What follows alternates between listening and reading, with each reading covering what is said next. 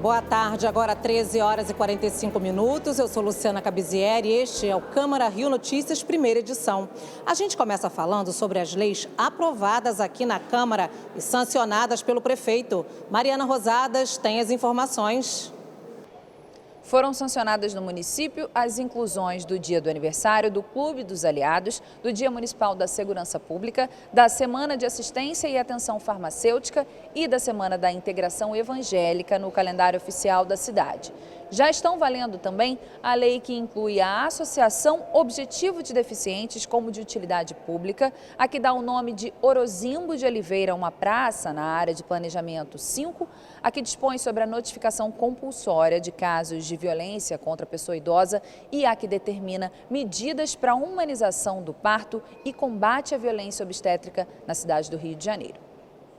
O Parlamento Carioca aprovou em primeira discussão o projeto que autoriza a Prefeitura a pegar um novo empréstimo. O dinheiro será usado para a compra de novos carros do BRT, reforma de estações e a construção de uma nova no Terminal Gentileza, que está sendo construído no centro do Rio. Foi na sessão plenária desta terça-feira. Ingrid Bart acompanhou. No início da sessão, os vereadores derrubaram 4 vetos do Poder Executivo a projetos de lei já aprovados na Câmara. O que prevê o Estatuto da Mulher Parlamentar e Ocupante de Cargo Público, o que trata da inclusão na grade extracurricular e da rede de ensino do município do projeto educacional de futebol, o que dá o nome de Praça Tia Carmen do Chibuca, a praça inominada situada entre as ruas Benedito Hipólito e Carmo Neto, no bairro Cidade Nova, e o que inclui o Quarteirão Eduardo Galotti como polo cultural da cidade. Um quarteirão cultural é quando você pega uma parte da cidade onde já tem uma efervescência cultural e dá incentivos a essas atividades.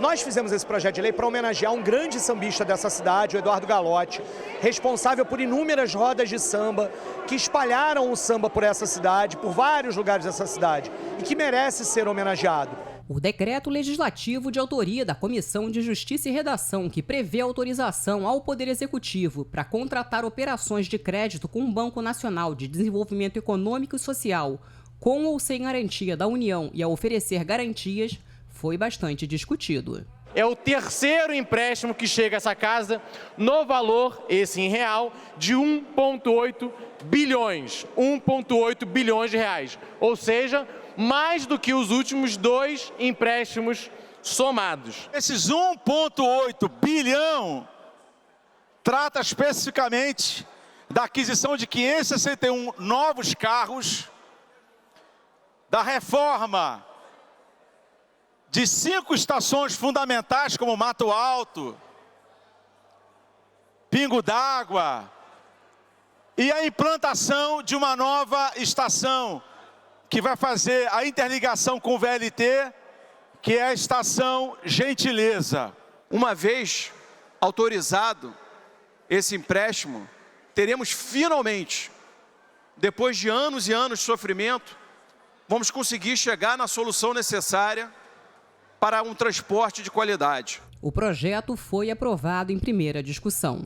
Outro projeto de lei discutido pelos vereadores foi o de autoria do vereador Luiz Carlos Ramos Filho, que reduz em 50% o barulho dos fogos de artifícios na cidade. O projeto recebeu emendas e foi aprovado em segunda discussão. Esse projeto, já vem se arrastando há muitos e muitos anos, desde 2018. Ele está um ano na pauta desse ano.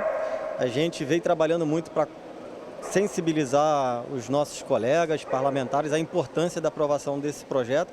Não é um projeto que só pensa no bem-estar dos nossos animais, mas também de todas as pessoas, sobretudo os indefesos, as crianças, os idosos, os autistas, que muitos autistas também sofrem com quadro de convulsão por conta do barulho dos fogos. É um trabalho de conscientização que a gente vai, ao longo do tempo, cada vez mais diminuindo essa cultura desses fogos que trazem tantos malefícios aos nossos animais e a todas as pessoas.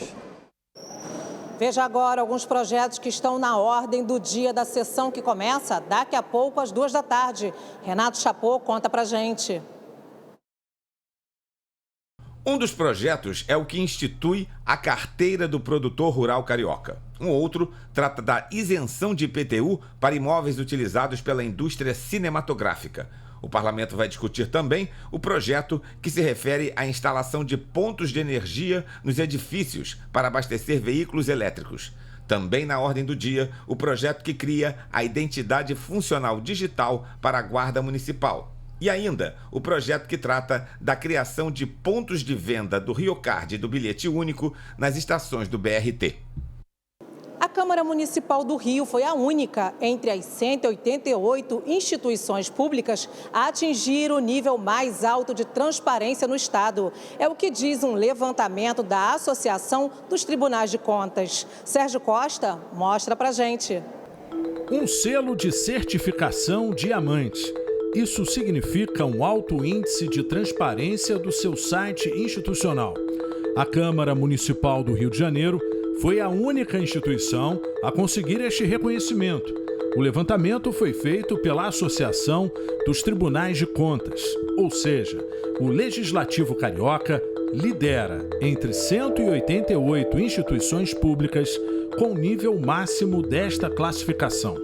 A Câmara Municipal do Rio de Janeiro recebeu a nota mais alta da certificação de transparência em todo o Estado. É um reconhecimento, que temos que parabenizar todas as diretorias, controladoria, procuradoria, diretoria jurídica e o corpo técnico da Câmara Municipal buscou que a Câmara fosse, que é a nossa obrigação, mas de fato ser uma Câmara muito transparente.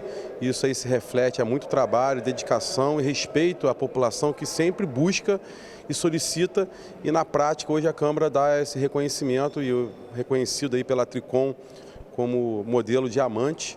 Acho que é um orgulho muito grande para a mesa diretora, para todos os servidores. A pesquisa conhecida como Radar Nacional de Transparência Pública avalia portais de órgãos de todos os estados e capitais brasileiras.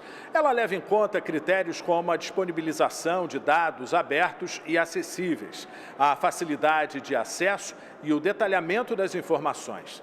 Um importante instrumento de controle e fiscalização a serviço da população. O Parlamento Carioca cumpriu 95% dos critérios adotados.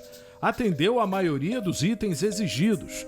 Mais de 170 órgãos que foram examinados ficaram na zona de rebaixamento, com níveis classificados como básico e intermediário. Só 8 atingiram o grupo das maiores notas. Transparência, eu acho que, como eu disse aqui, é fundamental em qualquer área, ainda mais no setor público, que requer ações e que geram e que tem o olhar popular das pessoas de ver que o seu dinheiro dos seus impostos estão sendo tratados com muita transparência. A Câmara ficou à frente do Ministério Público e dos Tribunais de Contas do Estado e do município. Por exemplo, a Assembleia Legislativa ficou com 35% dos critérios atendidos. A transparência na administração pública possibilita a fiscalização e o controle social, importante para a participação da sociedade, já que para ter transparência é preciso ter acesso às informações. Vai até o dia 20 de dezembro a busca ativa da Prefeitura por crianças que não tomaram a vacina contra o sarampo. Renato Chapô tem os detalhes. Equipes da atenção primária e da vigilância em saúde estão promovendo uma varredura vacinal na capital. A ação ocorre nos bairros com risco epidemiológico da doença. O objetivo é localizar crianças entre 6 meses e 4 anos que ainda não estejam imunizadas. Segundo a Secretaria Municipal de Saúde, esse número pode chegar a 16 mil. Vai até o dia 9 de dezembro, no saguão do Palácio Pedro Ernesto, a exposição que reúne poemas, cartas, fotos e obras de arte de Manuel Bandeira. Eu fui até lá e mostro para vocês. Ele foi um dos mais importantes escritores da primeira fase do modernismo e um dos pontos mais altos da poesia lírica nacional. Manuel Bandeira é considerado um clássico da literatura do Brasil do século XX. O imortal, membro da Academia Brasileira de Letras, ocupou a cadeira de número 24. Fez parte da geração de 1922 do modernismo no Brasil. Autor do poema Os Sapos, abre alas da Semana de Arte Moderna. Em 1943, foi nomeado professor de literatura hispano-americana da Faculdade Nacional de Filosofia. Manuel Bandeira faleceu no Rio de Janeiro no dia 13 de outubro de 1968. Suas poesias haviam sido reunidas pouco antes no livro Estrela da Vida Inteira. Uma amostra em homenagem à vida e à obra de Manuel Bandeira está aqui no saguão do Palácio Pedro Ernesto. A mostra reúne poemas, textos, cartas, fotos, documentos e obras de arte em que o poeta, crítico literário e de arte, professor de literatura e tradutor brasileiro, é retratado. O Manuel Bandeira, digamos assim, ele tem a poesia dele, uma profundamente humanista, e profundamente, digamos assim, retratando o cotidiano do povo brasileiro. Quer dizer, são coisas belíssimas, do último momento do café, entendeu o que ele fala? Ele, digamos assim, e o Passárgada que ele inventou, que essa homenagem aqui é o fundador de Passárgada, né? Então, digamos assim, é uma cidade imaginária que ele criou, entendeu? Onde todos nós, digamos assim, vivemos e queremos ter uma Passárgada na vida, né? Um refúgio, né?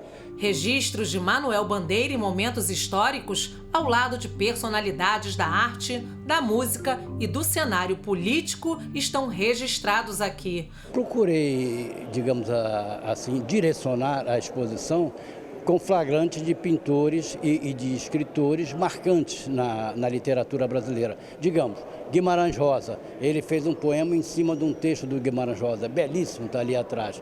As cartas que Mário de Andrade, digamos, enviou para ele, quer dizer, são cartas maravilhosas. A mostra segue até o dia 9 de dezembro, de segunda a sexta-feira, das 10 da manhã às 4 da tarde. A entrada é gratuita.